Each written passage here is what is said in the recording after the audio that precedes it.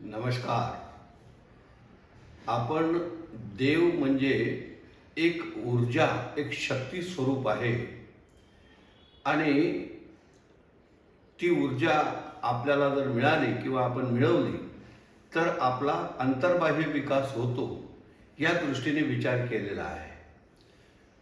पण ही ऊर्जा आपल्याला कशी मिळेल, त्याच्यासाठी नेमकं काय साधन आहे, तर त्याच्यावरती आपण देवपूजा हा प्रयोग सुनिश्चित केलेला आहे. आणि हा प्रयोग ऋषींनीच आम्हाला दिलेला असा दिव्य प्रयोग आहे.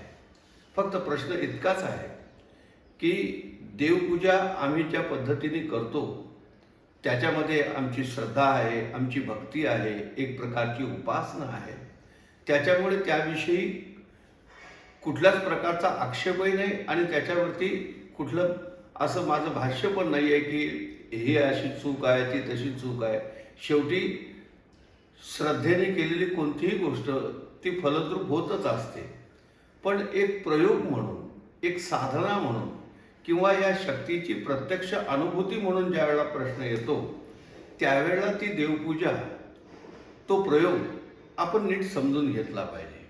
म्हणून या देवपूजेकडे आज नवीन तरुण पिढी जर काही याच्याने पाहत असेल की हे कशासाठी असं आहे, का करावं, याच्याने काय होते वगैरे जे काही प्रश्न असतात, आज देवपूजा एक आपल्याला साधं एक काम वाटायला लागून गेला आहे, एक रुटीन वर्क सारखं झालेलं आहे. तर ह्या सगळ्या ह्याच्यातून देवपूजेचा एक दिव्य दृष्टिकोन आपल्याला याच्यातून समजून घ्यायचा आहे. मग आता आपण आणि देव या दोन्हीच्या संबंधित जोडून येणारा जे काही जो संबंध आहे तो कसा आणि कशा पद्धतीने केला गेलेला आहे या संदर्भामध्ये आज आपण देवघर या विषयावर विचार करणार आहोत. साधारणपणे देवघर कसं असावं, कुठे असावं, याविषयी अनेक गोष्टी तुम्हाला यूट्यूब सारख्या किंवा जे पौरोहित्य करणारे गुरुजी विद्वान लोक आहेत या सगळ्यांच्या माध्यमातून ती गोष्ट आपल्याला माहीत होत असते. साधारण ईशान्य कोपऱ्यात असावं. पण ह्या सगळ्या गोष्टीला थोड्या वेळासाठी मी बाजूला ठेवून आपल्यासमोर येणाऱ्या ज्या काही अडचणी आहेत, जसं फ्लॅट स्कीममध्ये राहणारे लोक आहेत, वास्तुशास्त्राप्रमाणे घर असेलच असं सांगता येत नाही, घराची व्याप्ती छोटी असते, त्याच्यामध्ये स्वतंत्र देवघर करणं शक्य नसते.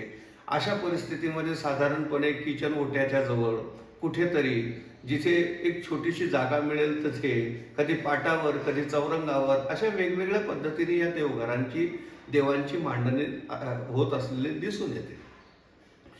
मी पुन्हा तेच म्हणेन की श्रद्धेने, भक्तीने ह्या सगळ्या गोष्टी ठीक आहेत, पण जर तुम्ही प्रयोग म्हणून विचार करता आहे तर काही गोष्टींचा विचार त्या ठिकाणी केलाच पाहिजे. आता ईशान्य कोपऱ्यामध्ये किंवा ज्या दिशेकडे देवघराची जागा सुनिश्चित केली गेलेली आहे त्याचं कारण म्हणजे त्या भागातून उदित असणारी ऊर्जा ही त्या दृष्टीने वास्तुशास्त्राप्रमाणे विचारात घेतलेली आहे. पण देवघर जे असते मग ते मार्बलचं असेल तर चालेल का, लाकडाचं असेल तर चालते का, ते लाकडाचं असेल तर कोणत्या लाकडाचं असलं पाहिजे, असे एक ना अनेक प्रश्न याच्यातून निर्माण होत असतात. म्हणून पहिली गोष्ट ही लक्षात घ्या की देवघर का असावं लागते त्याचं कारण मी तुम्हाला सांगतो. की जर देव ही जर एक ऊर्जा आहे तर त्या ऊर्जेची एक, जशी वीज ही एक ऊर्जा आहे, तर तिला घरामध्ये खेळवण्याची म्हणजे वापरण्यासाठी एक पद्धती आपल्याला त्या फिटिंगच्या रूपाने दिसून येते. त्या पद्धतीने घरामध्ये ही देव ही जी ऊर्जा आहे ही ईशान्य दिशेमध्ये याप्रमाणे मांडली गेलेली आहे. त्याच्यानंतर हे देवघर कसं असावं आणि असंच का असावं या संदर्भामध्ये एक गोष्ट मी तुम्हाला सांगतो. की जसं माना की विद्युत तार आहे, ती विद्युत तार कॉपर म्हणजे तांब्याच्या धातूची आहे. आता ही तांब्याची धातूची असल्या कारणामुळे तो धातू त्या विजेचा एक उत्तम प्रवाहक आहे, गुड कंडक्ट आहे, आणि त्याच्यामुळे त्या तांब्याच्या कॉपर या धातूची निवड तिथे झाली. पण त्याला प्लास्टिक कोटिंग आहे वरतून. आता हे कोटिंग का केलं, एक तर त्या विजेला हात लागून कोणाला त्याचा धक्का लागून मृत्यू होऊ नये किंवा त्याला काही अपघात होऊ नये या दृष्टिकोनातून एक सुरक्षा म्हणून ते तिथे लावलं. पण खऱ्या अर्थाने जर तुम्ही विचार कराल तर हा त्याचा निश्चित फायदा आहेच आहे. पण असं करण्याच्या मागे असं की ती वीज तिच्याच पद्धतीने खेळत राहावी, तिचा बाहेर कुठेही हे होऊ नये, हा जसा एक भाग मानला गेला आणि म्हणून तिला एक प्रोटेक्ट केली गेली, कोटेड केली गेली. तशी ही देवपूजेतून निर्माण होणारी जी ऊर्जा आहे किंवा असं म्हणा की देव म्हणून प्रतिष्ठित तिथे असलेली जी ऊर्जा आहे, जी प्राणप्रतिष्ठा करून आपण तिथे स्थापित केलेली आहे, ती ऊर्जा अन्यत्र कुठे हे होऊ नये, ती तिथे त्याच ठिकाणी निश्चित रूपाने राहावी याच्यासाठी सुद्धा या देवघराची निवड केली गेलेली आहे. मग आता तुम्ही बघा, जसं एखाद्याला शॉक लागला तर त्याला आपण हात लावत नाही, पण लाकडाच्या माध्यमातून लाकडाच्या माध्यमातून जर आपण हे केलं तर त्याला त्याच्यापासून दूर करण्याचा आपण प्रयत्न करू शकतो किंवा होतोही. तसं इथे ह्याच अर्थाने काष्टाचा म्हणजे लाकडाचं देवघर हे फार महत्त्वाचं ठरते. आता या पाषाणाच्या किंवा मार्बलच्या देवघरापेक्षा उत्तम हे या पद्धतीचं देवघर मानलं गेलेलं आहे. त्याचं कारणही मी तुम्हाला त्या ठिकाणी सांगितलं. आता या लाकडाच्या याच्यामुळे केल्यामुळे काय होते की त्या देवांची जी ती ऊर्जा आहे ती इकडे जमिनीमध्ये कुठे इकडे तिकडे अन्यत्र न राहता त्या स्पेसिफिक तेवढ्या देवघराच्या एरियामध्ये त्या ठिकाणी स्टोअर्ड राहते. तुम्ही पहा, पूर्वी घरांमध्ये जेवण करत असताना, पूजा करत असताना, धार्मिक विधी करत असताना पाटांचा उपयोग करत असत, लाकडी पाट वापरत असत. त्याचं मागचं कारणही हेच होतं की त्याच्यामुळे माझ्या शरीरातली ऊर्जा जी मी त्या पूजेतून किंवा याच्यातून मिळवलेली आहे ती निघून जाऊ नये, तिला अर्थिंग किंवा न्यूट्रलाइज होऊन जाऊ नये या दृष्टिकोनातून त्या पाटाचा विचार केला जात होता. पण नुसता पाठ ठेवून नाही, त्याच्यावर मग आसन ठेवून आपण बसत असतो. तसं साधारणपणे शीसम असेल किंवा उत्तम अशा पद्धतीच्या ज्या उपलब्ध असतील त्या लाकडांच्या याचं देवघर असावं. देवघर खूप मोठं नसावं, खूप छोटं नसावं. साधारणपणे आपल्या घरामध्ये असलेले जे काही तुमचे देव आहेत त्या देवांना सुटसुटीत आणि व्यवस्थित ठेवता येईल, त्यांची अशी दाटीबिटी होणार नाही आणि छान पद्धतीने त्यांची मांडणी पद्धतीप्रमाणे करता येईल अशी व्यवस्थित जागा असलेलं देवघर त्या ठिकाणी अपेक्षित आहे. साधारणपणे काय पाहायला मिळते की देवघराला अशा काही 2-3 मध्ये पायऱ्या असलेल्या दिसून येतात, ज्याच्यावरती मग असा प्रश्न विचारला जातो, वरच्या पायरीवर कोणते देव, मधल्या पायरीवर कोणते देव, खालच्या पायरीवर कोणते देव. हे देवांच्या रचनेविषयीचा नंतर आपण विचार करूया.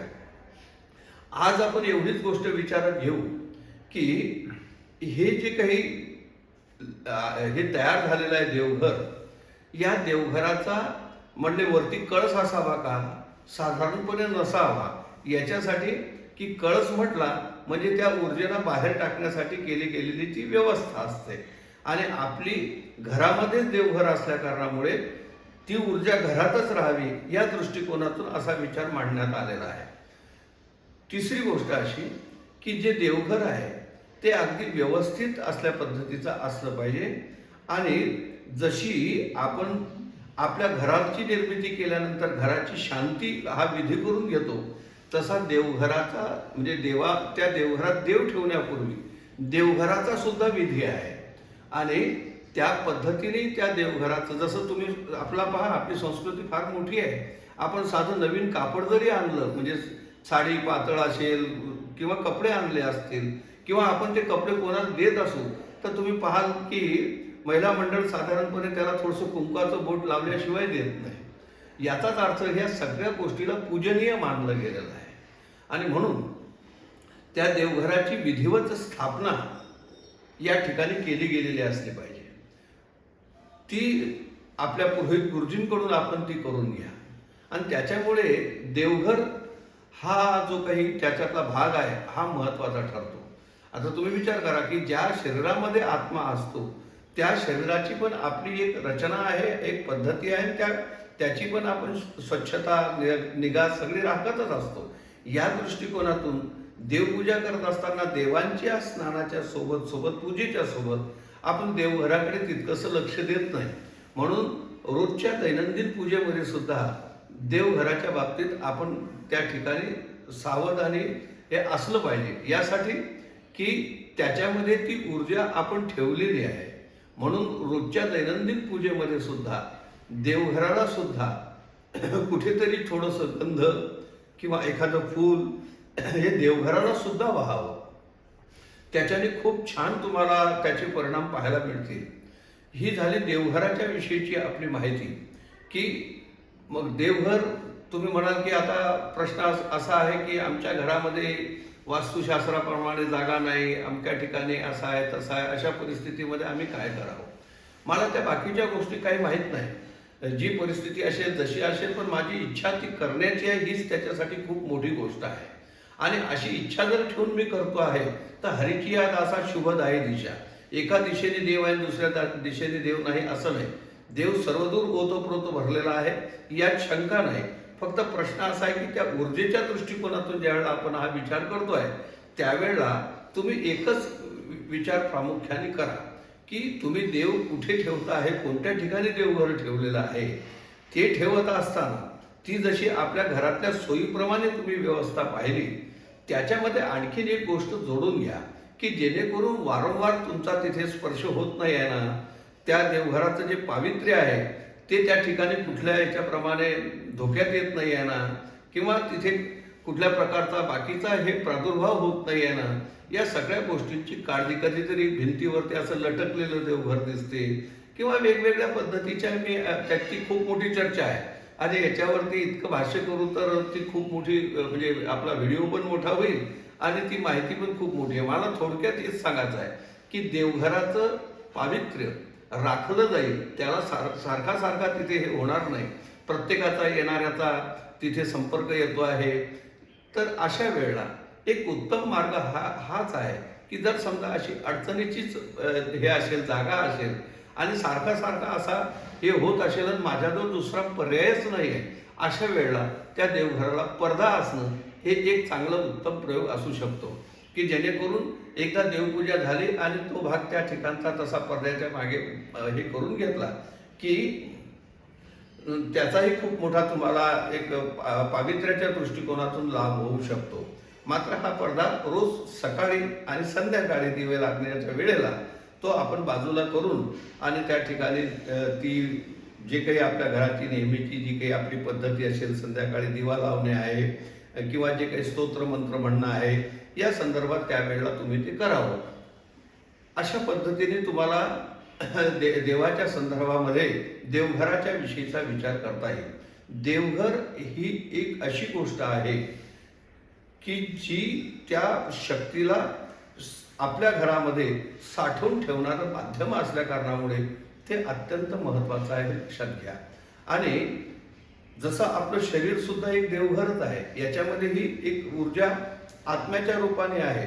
या सगळ्या गोष्टी सारख्या आहेत. आणि तुम्ही पहा, शरीर जरी बाह्य अंगाने सगळ्यांचं वेगवेगळं म्हणजे कोणी काळा गोरा उंच ठेंगणा झाडा बारीक जरी दिसून येत असला तरी त्याची अंतररचना मात्र सगळ्यांची जशी शरीराची सारखी आहे, तशी देवघराच्या बाबतीत प्रत्येकाच्या घरी भिन्न भिन्न परिस्थिती जरी असली तरी त्याची अंतररचना जी आहे ती सगळी सारखी असावी. देवघराचा आकार ठरलेला आहे, त्याचप्रमाणे तो असावा. कोणाचा चौकोनी आहे, कोणाचा नुसता वरती आहे, कोणाला छतच नाही आहे, अशा पद्धतीचे बऱ्याचशा आकाराचे आजकाल डेकोरेटिव्ह, अट्रॅक्टिव्ह अशा पद्धतीचे देवघर पाहायला मिळतात. आता अशा पद्धतीचा अट्टहास न ठेवता एक जो निश्चित केला गेलेला त्याचा फॉर्मॅट आहे, ज्या पद्धतीचं देवघर सुनिश्चित केलं गेलेलं आहे त्याच आकारामध्ये ते असावं. खूप मोठंही नाही, खूप छोटंही नाही आणि साधारणपणे तिथे बसून आपल्याला व्यवस्थित पद्धतीने देवाची पूजा करता येईल अशा पद्धतीचं ते असावं. शेवटी जाता जाता आणखीन तुमच्या मनातल्या एका प्रश्नाचं उत्तर देऊन जातो. ते असं की बऱ्याचदा जे वयस्कर लोक आहेत आणि ज्यांच्याकडून गुडघ्यांचा त्रास आहे, खाली बसवलं जात नाही, तर अशा वेळेला आम्ही खुर्चीवर बसून देवपूजा करतो आणि त्याच्यामुळे देवपूजा करणं सोपं जाते. त्यामुळे त्या समान अंतरावरती देवघर ठेवण्याची पण एक आता अशी पद्धती झालेली आहे. अशा वेळेला तुम्ही जर खुर्चीवर बसून देवपूजा करत असाल तर प्रयत्न करा की साधारणपणे ती खुर्ची प्लॅस्टिकच्या ऐवजी जर लाकडी असेल तर फार उत्तम. आणि सरळ खुर्चीवर न बसता जरी प्लॅस्टिकची असली तरी त्या खुर्चीवर तसं न बसता आपण आपल्या खुर्चीवरती कांबळाचं आसन किंवा एक सुंदर जे काही आसन आहेत ते आसन टाकून त्या ठिकाणी तुम्ही बसा. इतर कोणतंही हे आसन तुमच्याजवळ उपलब्ध नसेल तर तुम्ही तिथे बसताना एखाद दुसरी दर्भाची काडी त्या खुर्चीवरती ठेवून मग त्याच्यावरती आसन टाका, तर त्याच्याने सुद्धा तुम्हाला खूप हे होईल. खुर्चीवरचा एक काय होतो की त्याच्यामधला भाग मी तुम्हाला थोडक्यात सांगतो की खुर्चीवर आपण ज्या वेळेला बसतो त्यावेळेला आपले पाय म्हणजे मांडी मारली न जात असल्या कारणामुळे पाय जमिनीला असतात आणि त्याच्यामुळे तिथे त्या पूजेच्या बाबतीत जे काही होतं ती जमिनीशी स्पर्श झाल्यामुळे त्या ऊर्जेचं तिथून निघून जाण्याची शक्यता दाट असते. अशा वेळेला जरी तुम्ही खुर्चीवर बसलेले असाल तरी तुमच्या पायाच्या खाली एखादा पाट किंवा एखादं छान आसन घेतल्याशिवाय बसू नका. त्याच्याने तुम्हाला पूजेच्या या ऊर्जेचे चांगले परिणाम पाहायला मिळतील. मला वाटते देवघर या विषयीच्या सगळ्या गोष्टी आता तुम्हाला ज्ञात झालेल्या आहेत आणि या पद्धतीने तुम्ही पूजा केली तर त्याचे निश्चितच परिणाम आपल्याला पाहायला मिळतील आणि ते मिळो अशी प्रार्थना करून इथे थांबतो. जय श्रीनाथ.